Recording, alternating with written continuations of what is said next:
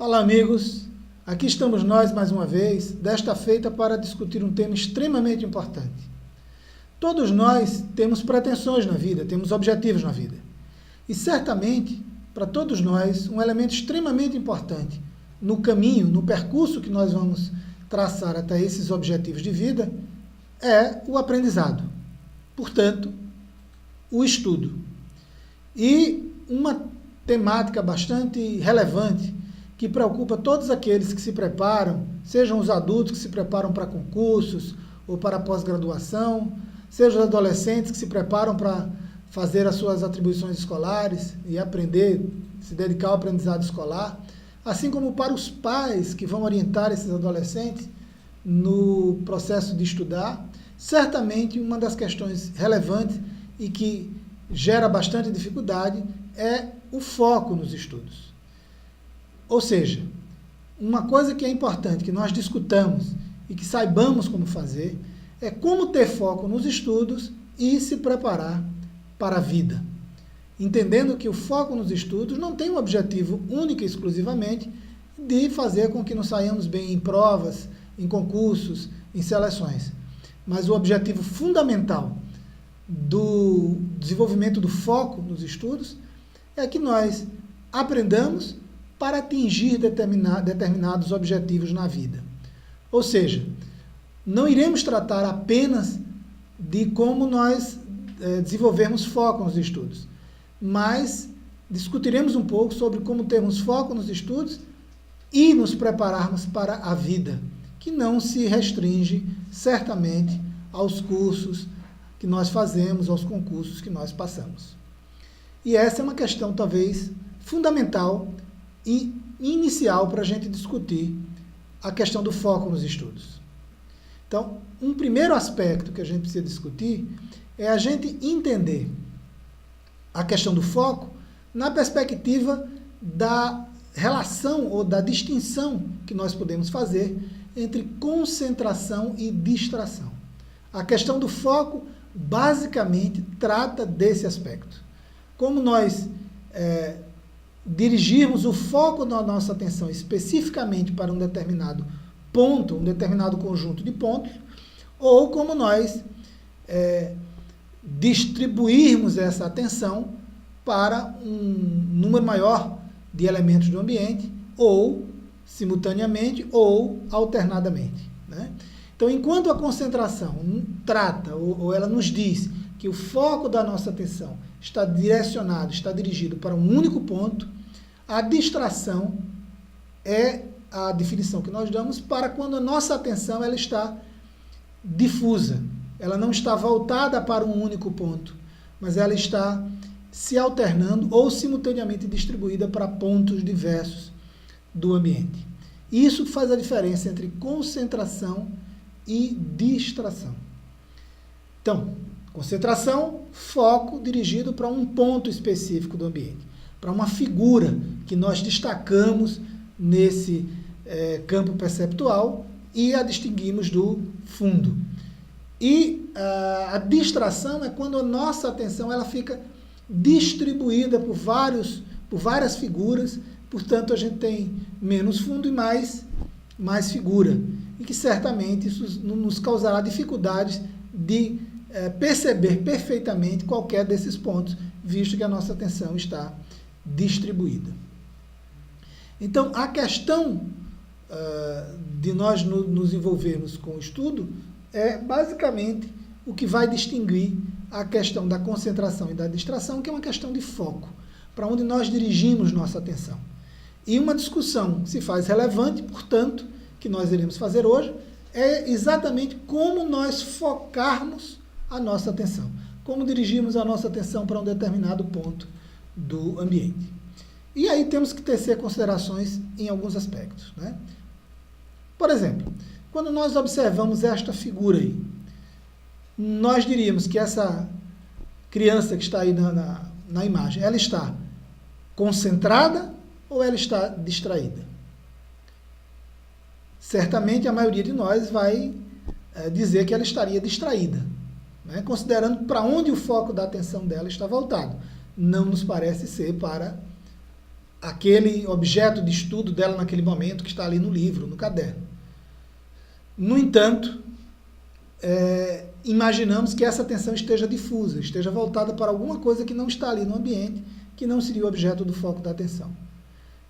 Não obstante, se nós acrescentarmos uma visão mais ampla do ambiente, ou seja, se nós trouxermos para essa figura o contexto do ambiente, nós iremos observar uma coisa diferente. E aí nós diríamos, certamente, se nós observássemos, que essa criança estaria concentrada naquilo que a professora está trazendo para ela, está chamando a atenção com relação ao estudo que ela está naquele momento, né?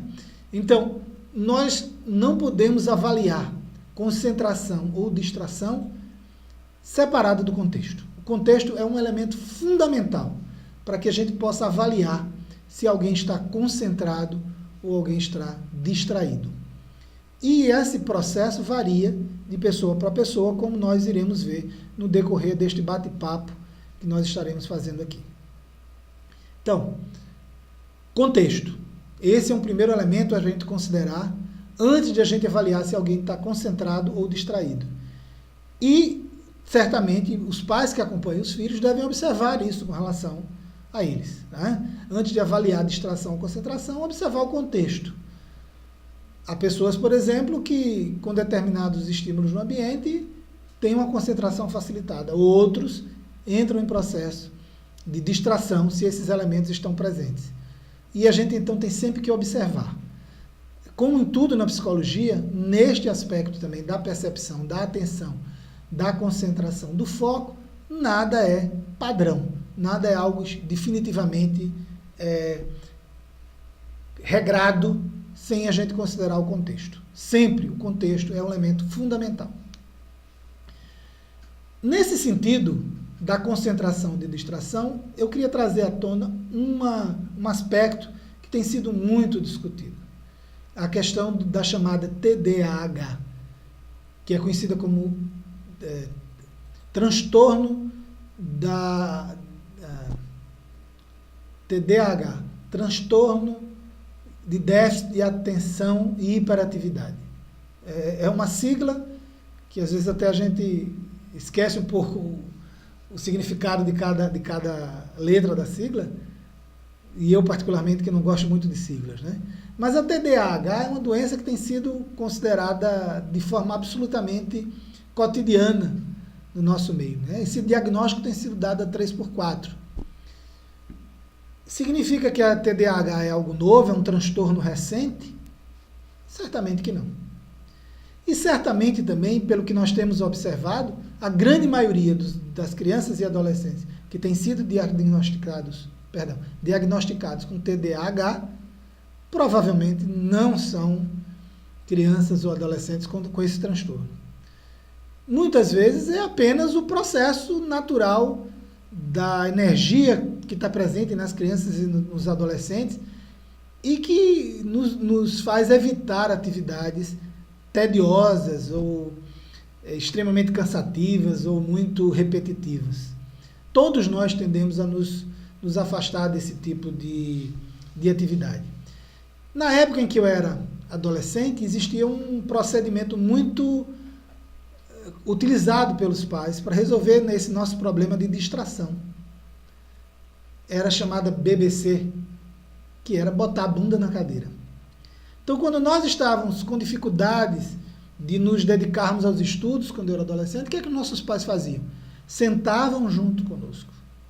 Sentavam junto da gente ali na cadeira, na mesa, nos orientava, nos colocava para estudar, tirava do ambiente os elementos provocadores de distração, até que nós fôssemos capazes de fazer isso autonomamente. Então havia um acompanhamento. Hoje, me parece que boa parte dos pais não estão mais com disponibilidade, e às vezes não é nem disponibilidade de tempo, mas é disponibilidade de paciência, de dedicação, para fazer essa orientação com os filhos. Então recorrem a um recurso que infelizmente está sendo usado de forma desregrada, de forma inadequada ultimamente, que é a chamada Ritalina. A Ritalina é uma droga que certamente ela concentra o foco da nossa atenção. Mas, por outro lado, ela nos tira a capacidade de ver a totalidade, portanto, a capacidade de ver o ambiente como um todo e, portanto, o nosso potencial criativo fica também prejudicado. Então, a Ritalina tem sido uma droga muito utilizada e é preocupante, porque ela também é conhecida como a droga da obediência. Né? É muito mais prático, muito mais fácil a gente dar uma drogazinha para o filho e ele ficar lá concentrado, quietinho, sem demandar ajuda, sem demandar a presença, e nós não teremos tanto trabalho. Não obstante, ela vai nos trazer sérias dificuldades para esse adolescente. Bom, então não existe TDAH? Não, claro que existe. Existem alguns casos muito específicos de crianças que têm uma dificuldade muito grande de manter a concentração. Mas são casos que não são apresentados com a frequência que estão sendo trazidos aí, que estão sendo diagnosticados aí. E, em alguns casos muito específicos, é que a Ritalina seria uma droga recomendável. Né? Então, não vamos dizer que não existe. Não seria uma droga a ser utilizada. Ela é em casos muito específicos. Na grande maioria dos casos, não tem sido. E se nós trouxermos a fala do cara que classificou, que criou a TDAH, né? Essa classificação, que isso pode ser facilmente encontrado na internet, é o Dr. Leon Eisenberg. Ele deu uma entrevista, algum tempo antes de morrer, no jornal Der Spiegel, onde ele diz, textualmente, que o TDAH é um excelente exemplo de uma doença fabricada. Quer dizer, o próprio pesquisador que classificou, que categorizou essa doença, nos revela que ela é uma doença fabricada, ou seja, criada para dar vazão à utilização dessa droga. Portanto, certamente deve ter tido financiamento aí dos laboratórios. Então, nós temos que ter muito cuidado com a utilização da Ritalina, mas muito cuidado mesmo. Esta é uma recomendação, inclusive, para os pais, que avaliem com muito cuidado, porque boa parte dos garotos com que eu tenho me deparado utilizando Ritalina não precisariam. Precisariam, na verdade, de um acompanhamento, de um cuidado, de uma orientação para que eles estudassem de forma mais adequada. E neste vídeo nós estaremos dando algumas dicas sobre como estabelecer esse foco nos estudos, sem precisar da Ritalina. Voltando a ressaltar, não são todos os casos. Há casos específicos em que realmente há uma dificuldade de concentração da criança. Mas esses são casos muito esporádicos e precisam ser, com muito cuidado, diagnosticados. A grande maioria, e acho que essa é a primeira tentativa, é ter alguém que sente junto com a criança e oriente nesse processo. Então, todo o processo de aprendizagem acadêmica, que é o que? É a aprendizagem escolar, é a aprendizagem da universidade, da pós-graduação, é a aprendizagem para concurso, que é que a gente chama de aprendizagem acadêmica. A aprendizagem acadêmica, que não é essa aprendizagem do dia a dia, do cotidiano, do nosso processo diário, toda aprendizagem acadêmica, elas têm um objetivo. O objetivo dessa aprendizagem acadêmica é nos organizar, nos dar elementos para a vida, para que nós possamos, na vida, nos colocarmos de forma mais adequada, mais feliz, né? Ou seja, para que nós sejamos profissionais competentes, mas para que nós sejamos também pessoas adaptadas, não no sentido passivo, mas adaptadas no sentido de flexíveis, com resiliência, com capacidade de transitarmos pela vida sem grandes sofrimentos, sem grandes problemas, mas nos organizando. Então, a aprendizagem acadêmica tem esse objetivo, de nos conduzir, de nos preparar para a vida. E isso é feito, né, num processo que vai se desencadeando através, no primeiro momento, da escola. Certamente esse é um momento crucial em que o acompanhamento dos pais ou de alguém designado para isso, que faça esse papel de tutoria. Por quê? Porque vai ensinar o sujeito como se organizar autonomamente para o processo de aprendizagem. Como estudar adequadamente, como se organizar no estudo. Né?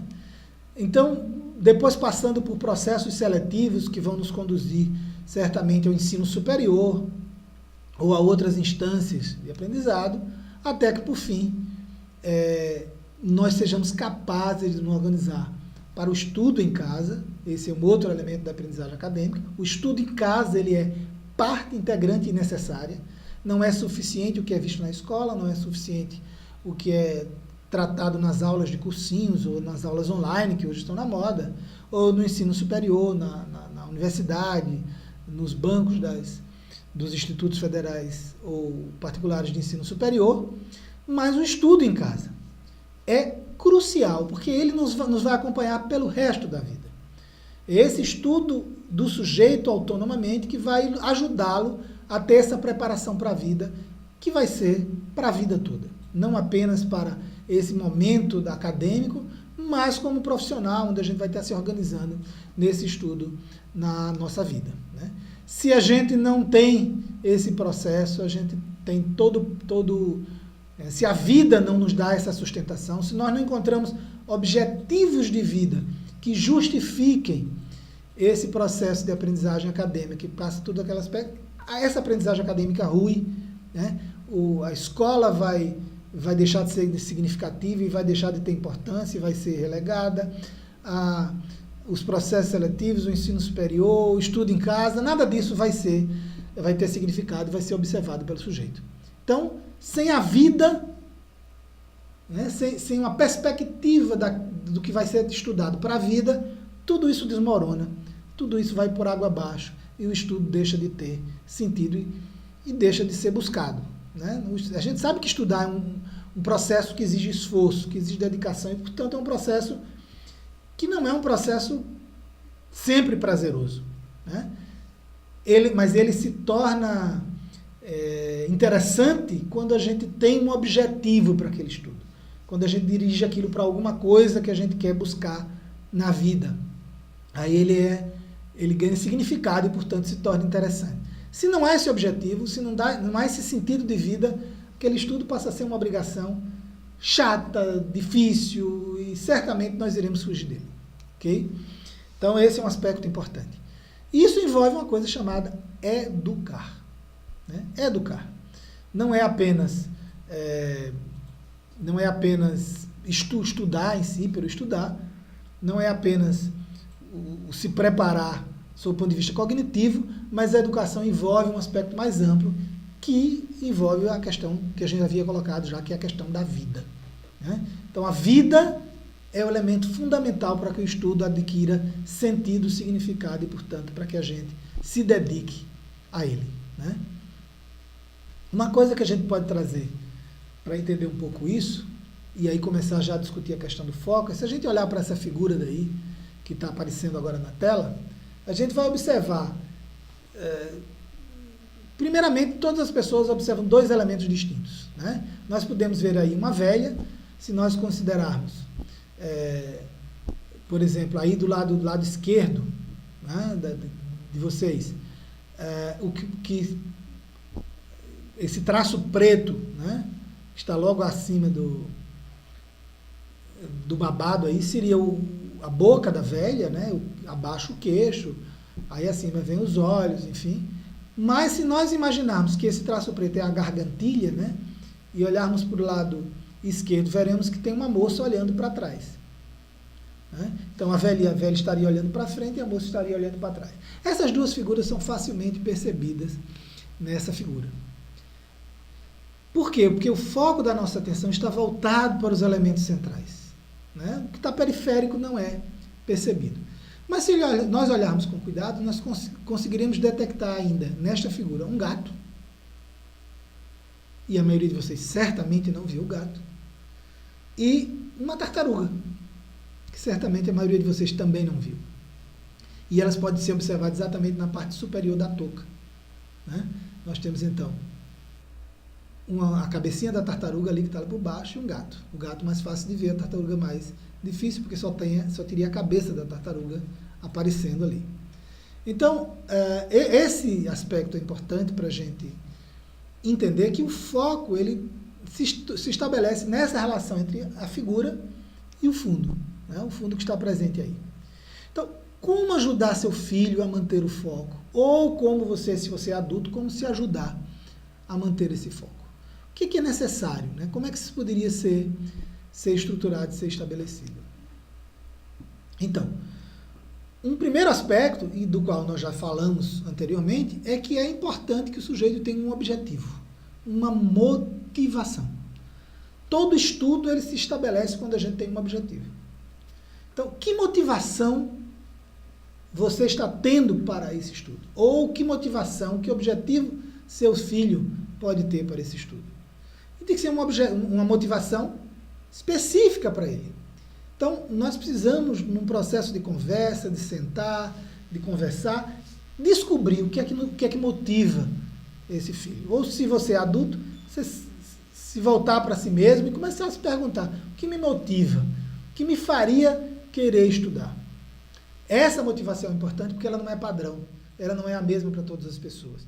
E ela não pode ser uma coisa muito longínqua. Então, eu dizer assim, por exemplo,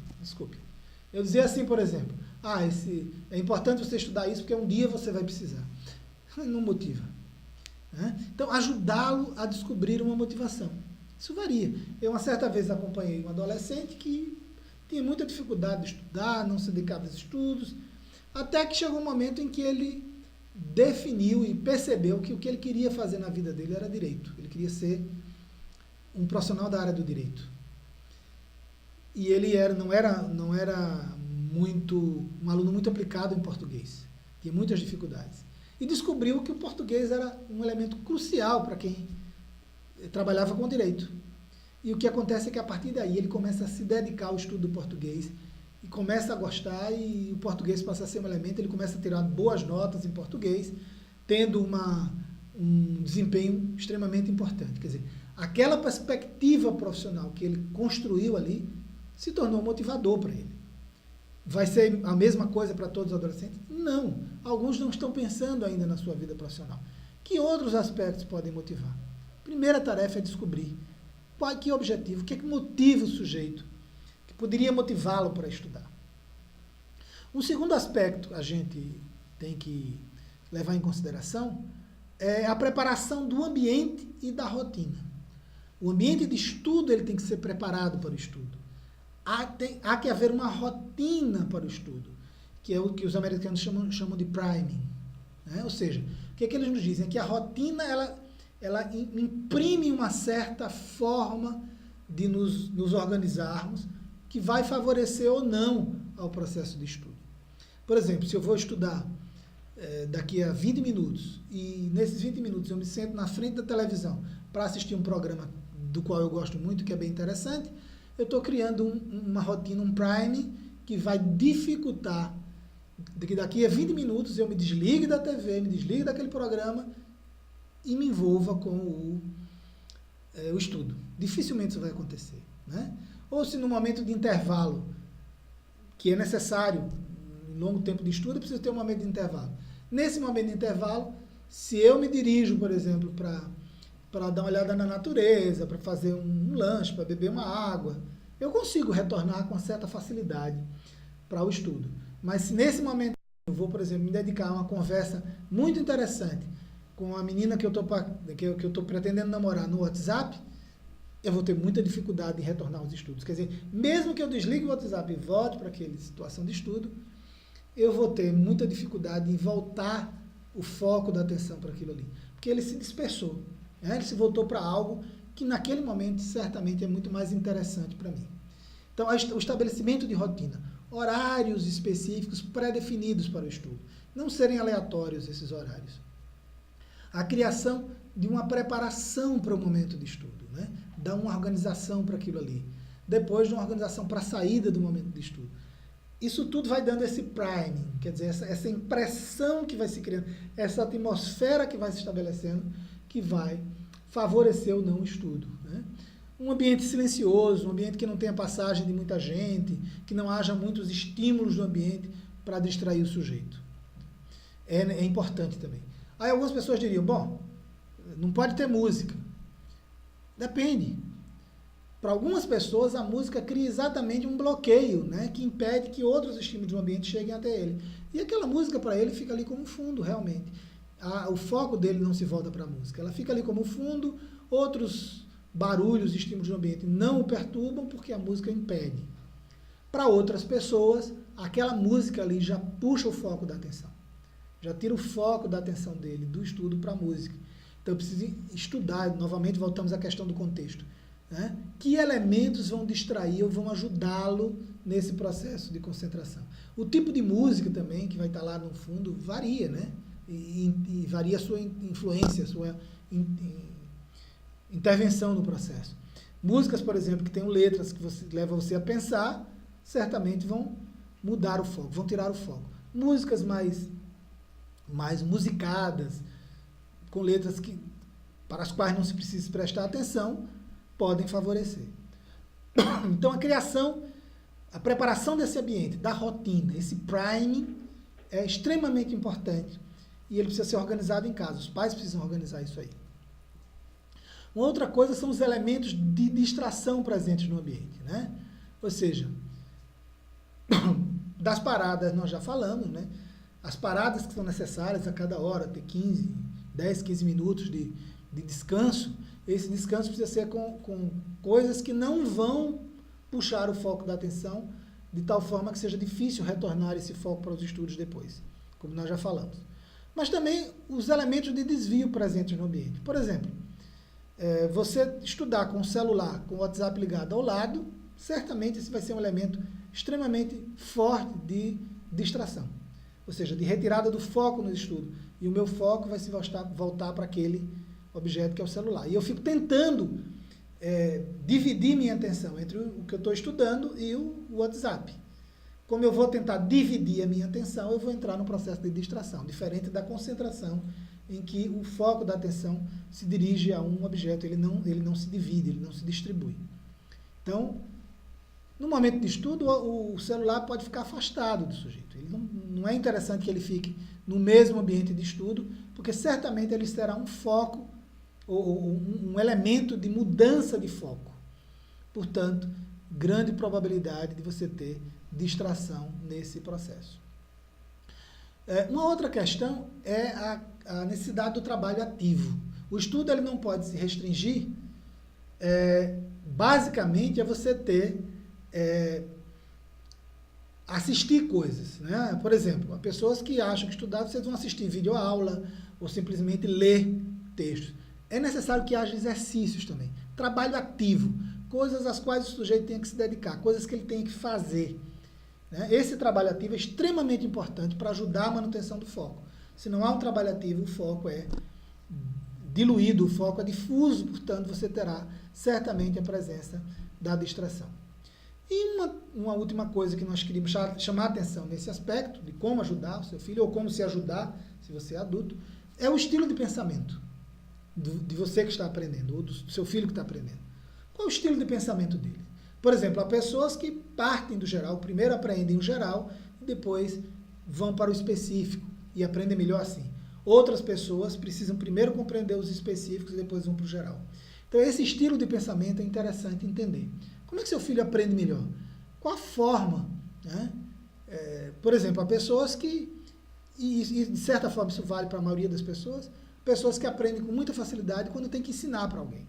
Então, alguém usa como estratégia ler sobre alguma coisa e tentar explicar isso para alguém. Se não há alguém para servir de aluno naquele momento, entre aspas, né? Ou seja, aquele que vai receber a explicação, ele liga uma webcam e vai dar aula para o computador, para depois assistir como foi que ele falou naquele assunto, se aquilo ali procede, vai conferindo pelo livro, enfim. Criar uma situação em que haja em que o estilo do pensamento dele seja privilegiado, seja tomado como referência fundamental para aquele processo de estudo.